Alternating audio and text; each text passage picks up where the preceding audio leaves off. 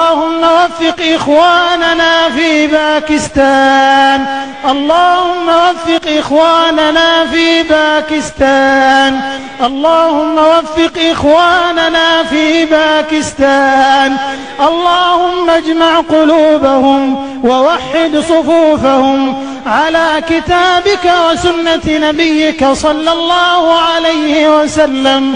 اللهم املأ قلوبهم بالإيمان والسنة، اللهم املأ قلوبهم بالإيمان والسنة، اللهم اجعلهم إخوة متحابين متآلفين على الخير متعاونين. اللهم ارزقنا وإياهم أمنا وإيمانا وسعادة واطمئنانا يا ذا الجلال والإكرام.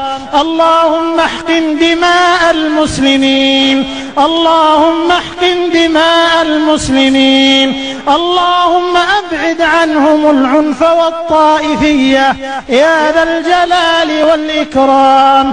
اللهم احفظ هذه البلاد بالإسلام، اللهم احفظها بالإسلام. اللهم رد عنا وعنها شر الأشرار وكيد الفجار وشر طوارق الليل والنهار. اللهم احفظها من حقد الحاقدين وحسد الحاسدين وعدوان المعتدين يا رب العالمين يا ذا الجلال والإكرام.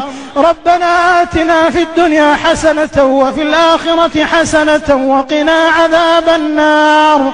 ربنا تقبل منا إنك أنت السميع العليم، وتب علينا إنك أنت التواب الرحيم، واغفر لنا ولوالدينا ولجميع المسلمين الأحياء منهم والميتين برحمتك يا أرحم الراحمين. وآخر دعوانا أن الحمد لله رب العالمين.